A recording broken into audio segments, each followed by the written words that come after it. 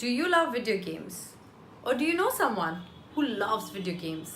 Is probably addicted to video games? Well, then this is a video that you must watch till the end.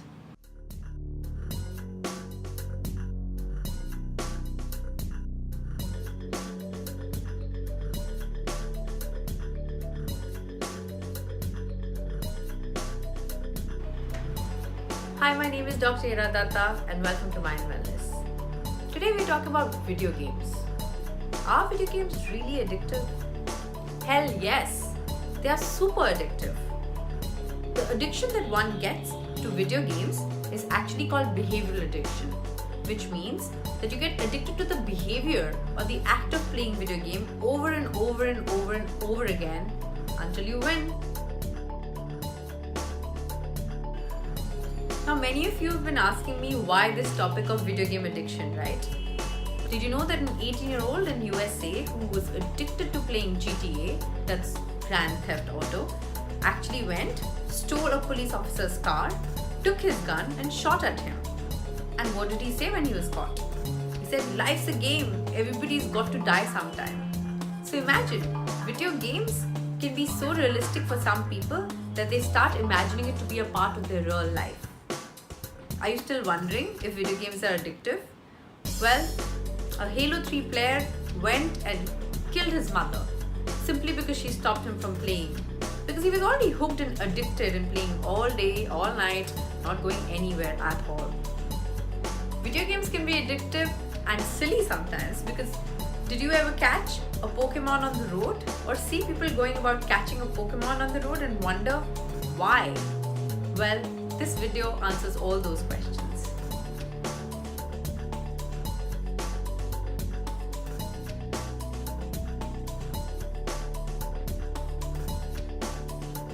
Here is a list of some of the most addictive video games which have been cited by some of the players all around the world. And in no particular order, imagine each game is as addictive as the next one. So PUBG, Minecraft, World of Warcraft, Tetris, that's back from the 90s and 80s, Super Mario, Candy Crush.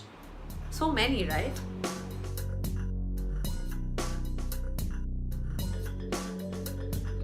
Want to know if you're addicted to games?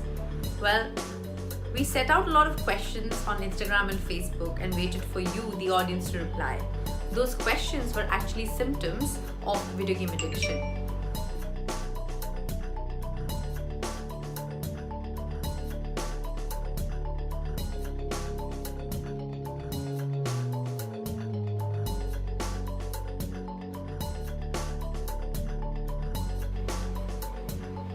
Preoccupation. Are you constantly thinking about video games even when you're not playing them? Are you constantly obsessed and preoccupied with video games? Well, then you may have a problem.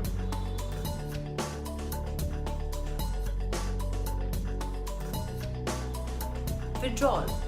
Do you feel restless, angry, irritable, or just fidgety if you can't play video game because of whatever reason? It could be because you were not allowed to play it on the plane, or your partner said that you cannot play it, or that your mom said that you cannot play it.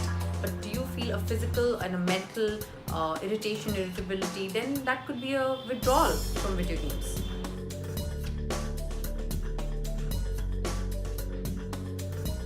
Tolerance. Do you end up playing for longer time each and every time? So maybe today it's 5 minutes, but to get the same amount of joy tomorrow I ended up playing for 10 minutes. So that is what we call tolerance.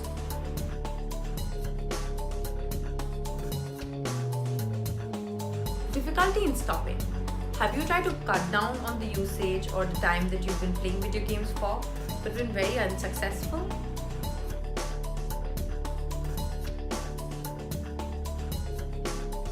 Missing out on other activities.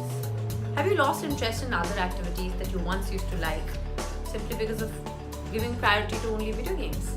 So it could be hanging out with friends, it could be reading a book, it could be going to work out, it could be just about anything that you enjoyed doing earlier.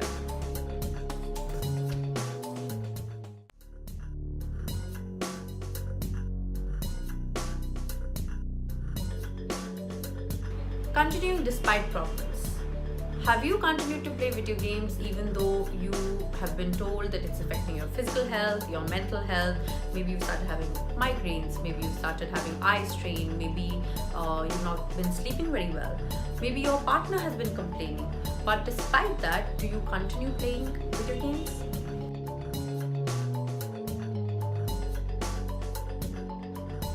Cover up. Do you lie about how much video games you really play in a day? Or do you sit in the washroom and play for an extra 20 minutes on the pretext? Or do you end up waiting for everybody to go off to sleep so that you can just play a little bit longer?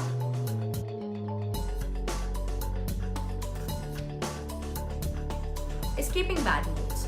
Do you play video games to escape bad moods because you had a fight, because you are stressed? Now, as a stress buster, once in a while playing a video game is a very different thing, and for a stress buster one can have many stress busters of different kinds. But is video game the only stress buster or the only way you're fighting negative mood every time?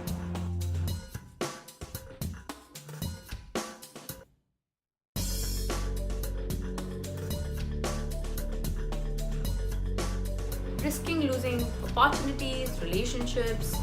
Do you think that video games has made you lose opportunities where you could have done much better? Maybe miss out on a job interview. Maybe your partner left you. Maybe your parents are not talking very nicely to you because of your excessive video game usage. It could also be that you're not sleeping well, that you're skipping meals, that you're not taking a bath simply by saying, oh, you know what, I can take it tomorrow, I better finish this game today. Well, then we have an issue at hand. If you answered more than 70% yes often, then we surely do have an issue at hand. Whereas if you answered sometimes to a lot of questions, then it's okay, it's fine. For now, you don't have a problem. But please always be aware, because this sometimes may become into yes often. So always look out for that. And if you answered no, then hooray, you're not addicted to video games at all.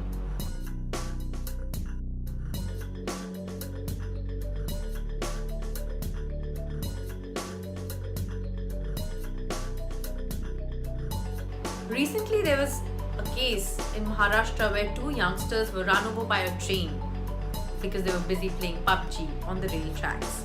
And that's when one of the leading newspapers called me up and asked me, what is this PUBG madness? Why are so many youngsters getting hooked to playing it? Are you a PUBG player?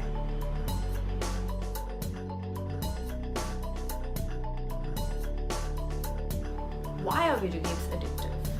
Have you ever thought of that? Video games are addictive because they work on a psychological principle. So those making video games or building up or coding for these video games are actually smart people. They work basically on the reward theory. You clear this level, sense of achievement, sense of gratification. You clear this level, you will get these many tokens which you can use in the next level to buy another weapon or to buy another item maybe. So that keeps you going, that keeps you hooked constantly. Also, the chemical dopamine gets like a total high, and that is basically a reward chemical in our brain. It's the same way as any addiction fuels. We feel we want more, we love this, we want more gratification, we are getting known, I'll have the highest score, and so on. Why worry about this kind of addiction? Well, this is the sort of addiction that we all carry in our pocket, right? So there is no legality about it. So we need to realistically worry about issues which are affecting youngsters, older people, or even our day-to-day life. Because you and I can potentially get hooked to video games tomorrow. It's so simple and so easy, right? Certain people are more prone to video game addiction. They are the ones who may have depression, underlying depression, undiagnosed depression. They are the ones who may like to stay isolated or aloof most of the time. They may not have too many social circles or friends. Even anxiety prone people can actually be resorting to video games to delay their anxiety because they're constantly restless and fidgety. And finally, people who have other addictions can also be prone to video game addictions. How much is too much? Well, how much food is too much? How much love is too much? How much video game is too much? Honestly speaking, I'll just give this answer for almost everything in life. Anything is too much when it is becoming a disorder, and we call it a disorder when it starts affecting your sleep, your appetite, your biological clock, the way you function, the way you behave, you going to work, you going to school, you interacting with others, social interaction. So when all these parts are affected, then yes, it's a problem. Otherwise, it's not too much, isn't it? Is it just a phase? That's a very nice question. Well, yes, chances are that this is just a video game phase and you will outgrow it. But answer me this. Is this phase going to affect your future for good or for bad? If the answer is bad, then well, it may be just more than a phase, or it may not be the right phase for you to be in. When should I seek help? You should seek help when those around you are constantly telling you that there's an issue. You may be in denial and say, you know what, I can cut down on my own, I can stop whenever I want. But if those around you are constantly telling you it's an issue, you must definitely try to seek help. You must also try to seek help if you've been dangerous or reckless with this video game addiction, which means, say you were playing on public transportation and you got off and you almost got hit by another vehicle, or maybe you were being unmindful and you slipped down and you fell. So yes, if you have been physically injured because of this addiction, certainly look into seeking help. And finally, if you get to hear that voice even once from inside that, do I need help? Well then yes, you do, and it's time that you do. Can I do anything on my own to reduce my video game addiction? Of course, self-help is the best kind of help, and I agree to it. So start off by accepting that yes, there is an issue. Move on to limiting the time that you spend on your devices. It could be video game on your PSP, it could be on your big screen, it could be on your small screen, it could be on your tab, it could be on your mobile, anything. So start limiting your time. Please know that games will always be there. I mean, one game better than another. There are always going to be game developers who are going to develop really cool games, and it's okay to try them out. Also know that limiting time means sticking to that routine, having a routine every day, getting out of the house, making sure that you do everything on your list, and not just place emphasis on video game. Needs a lot of motivation. You may need your family or your friends' support, which is another good thing that you can ask for. Don't use video games as a reward for your own self. Meaning, I'll study for 20 minutes and I'm going to reward myself by playing video game for 10 minutes. That mostly doesn't work for most people. Very few people have that much strong grit that they stick to it. Most people, on the contrary, what they do is they study for 20 minutes and they end up playing for 2 hours and feeling guilty. So avoid rewarding yourself with video games when you're already addicted to video games. That's not your reward. And finally, one of the best advice to fight any kind of addiction that I give to everyone is physical exercise. Because once you're away from your device, once you're producing your natural endorphins, which is your happy chemical, the gratification will come from something more constructive than just your video games. And finally, if you do need help, then seek professional help. Detox is a mandatory. Detox is a great way to know if you are really addicted or not. So if you're watching this and you think you have a problem and you're worried that do I have a problem, delete all the games just right now and see how you feel. You may be a little restless, a little withdrawal may happen over the next couple of days. See how you fare over the next 2 to 3 days first, then over the next 2 to 3 weeks. If you can go on that long, then good for you. You may not have as big a problem as you initially thought. Thank you for watching. This was Mind Wellness and I'm Dr. Dutta, and I'm always here to discuss more fun topics about mental health. So feel free to shoot me more suggestions and I'd be happy to comply. Have a great day. Thank you.